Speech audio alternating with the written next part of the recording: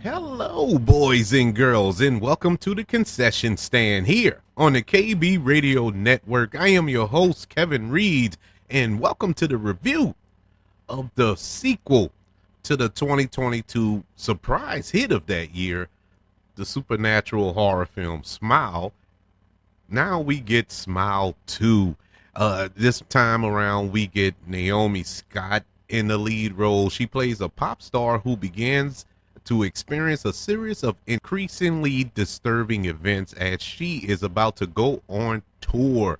This film, I don't know why it took me a while to see it because I was excited for it. This was one of my anticipated films of this year. Being a big fan of the first film, I fall into that camp with everybody else when that movie caught me off guard in 2022. I'm like, man, this is pretty good. I mean, you around that time or a little bit before that to be accurate, you was getting these kind of generic horror films, Ouija and Annabelle's and all this here, and they just, to be honest, weren't that good. And I'm thinking Smile was gonna kind of fall into that category. I mean, what's to come of this? Truth or Dare, like a truth that horror movie Truth or Dare, where it was like creepy with the creepy smiles. I thought it was gonna be that, and that movie was horrible. So when I did see Smile, I was like, well, this is actually a smart movie and a true horror film. I enjoyed it. And so Smile 2, it looked like they took it to another level, and that's what sequels are supposed to do. It's supposed to add on to what we already know, add on to the lore and make it bigger than what it is. And Smile 2 does that in spades. This film is once again directed and written by Parker Finn, who wrote and directed the first Smile film. And you can tell that being his first film, trying to find his groove, even though this is his baby. He wrote, he directed it. This is something that he dreamt up, and it was good, but you could tell that this was his first time around. Kind of had the collar on him, so to speak, and he really couldn't let loose. This go around, they let him loose.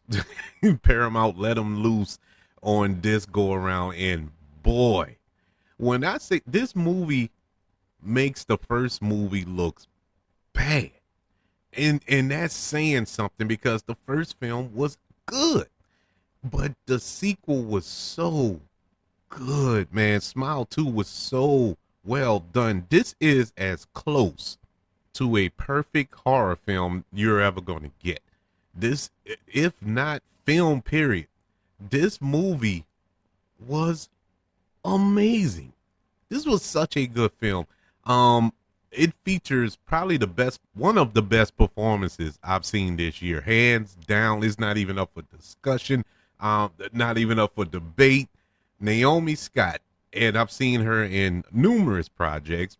I think she's a fine actress. I'm not like over the moon. Like if she pops up in a film, I was like, oh man, Naomi Scott in this. I gotta go see it. I never was to that point. I am now. I am now. She has won me over. I don't know if the Academy will recognize this performance, because it's a horror film, it's a genre film. This was the best performance of the year, hands down, straight up. Horror, action, drama, thriller, I don't care.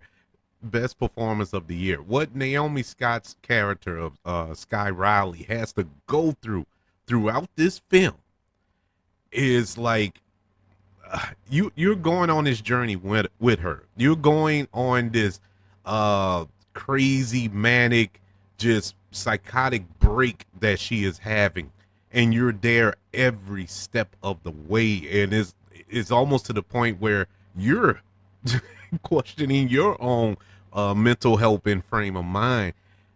Wow. And Naomi Scott, I mean, she dove in head first. I cannot rave about her enough in this film. An amazing performance by her. She carried the majority of this film is her. The majority, I would say 90% of the film she's in it, and virtually every scene of this film she had to carry this film on her back, and she did it. Great job by her. The supporting cast was great. You had Rosemary DeWitt in this film as her mother. You had Ray Nicholson, and you may ask yourself, boy, Ray Nicholson, is he related to Jack? Yeah, that's his son. That's Jack Nicholson's son is in this film, and he's only in like 2 scenes, but in one of the scenes that he's in, when he has to do the patent smile, I was like, man, that's Jack. that's He is his dad's son, boy. He looked just like him when he had to do that smile. I was thinking about Jack Nicholson as the Joker in Batman from 1989, and he didn't need the makeup. He looked just like him. I thought that was cool. The opening scene to this film, the prologue to this film, amazing. Once again, one of the best shot prologues, opening scenes in a film I've seen this year. It's shot like it's one take, but you could tell where the cuts happen at and whatnot. But just diving into it, is shot in one take format, and oh my god, what a tense scene. I mean, super intense. That was a heck of an opening. It really set the tone for what we had in store for us the rest of the film, and that's how you do it. If you're gonna have a cold open to a film, it's the main purpose of it is to set the tone of a movie or a TV show or whatever it may be. And boy, was the tone set in that scene. Oh my goodness, man! Like I said, Parker Finn, he graduated leaps and bounds. He grew up. He leveled up. He did it. Whatever the expression you want to use, he did it in this film compared to the first to the second. I mean, a huge leap forward in this franchise, I should say. Without going into spoilers, I had some scenes in here that, I mean, it was just unique. You haven't seen filmmaking like this, or the way he used certain elements in pop culture, being as though this is a huge pop star, global pop star, famous person, how he used that world and turned it into a horror and turned it into this exploration into mental health and past trauma. And it's just so unique and smartly done. I loved the scene with the backup dancers, scene in her apartment. Mwah, chef's kiss. Love that scene. This film was surprisingly gory. The first film wasn't that gory, memory serves, but this one here, super gory.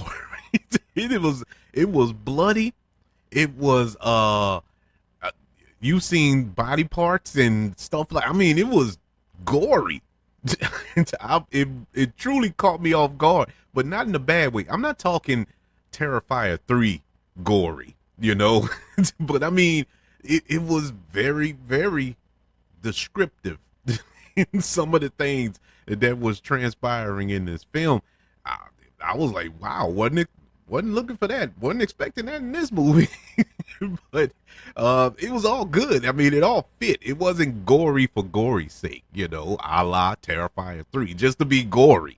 It was there to show how horrific things are, that is going on in her mind, how she is not just in her mind, in reality as well. But it is, wow. Oh, I mean, that's all I say. When I left out, all I can say was, wow. That was my review. This is a good movie, great movie, one of the best of the year. Definitely, do I want to make this statement? Yeah, I'm gonna go ahead and make it. It's the best horror of the year. I'm gonna put it there.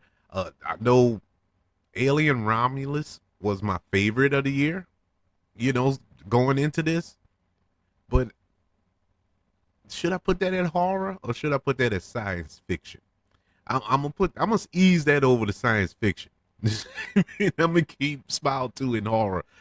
This was great, man. I cannot recommend this film enough. I really don't have a problem with this movie. The movie is a little long, but it's not draggy long. It's not a slow burn to whereas you're like, oh my god, let's get on with it. No, it was never that. It really is paced well, and I enjoyed every second of this movie. I can't find a flaw. I've been scratching my head since I stopped watching it. It's borderline perfect. That's why I'm gonna give Smile 2 a letter grade of an A plus. Yeah, it is. It's great. I can't wait to see it again. I cannot wait to see this again. I am super surprised on how good this movie was. Super surprised. I thought it would be all right.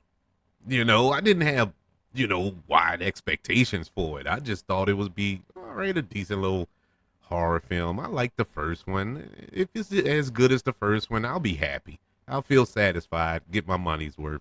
It exceeded that by miles. I love this movie. I would like to know, what did you think of Smile 2? Let me know by emailing the show, kbradiopodcast@gmail.com. You can also let me know on all social media platforms. Just search for the KB Radio Network. Don't forget, ladies and gentlemen, if you're listening to the show on YouTube, subscribe to the YouTube channel and give this video a like. Also, don't forget about the 5 stars, the reviews, and sharing this show. If you're listening on Apple Podcasts, Spotify, iHeartRadio, wherever you are currently listening to the Concession Stand here on the KB Radio Network. Everybody, thank you for joining me for this review of the psychological supernatural horror film Smile 2. Want you all to know that I love you, continue to love everyone, and until we speak again, you all be blessed.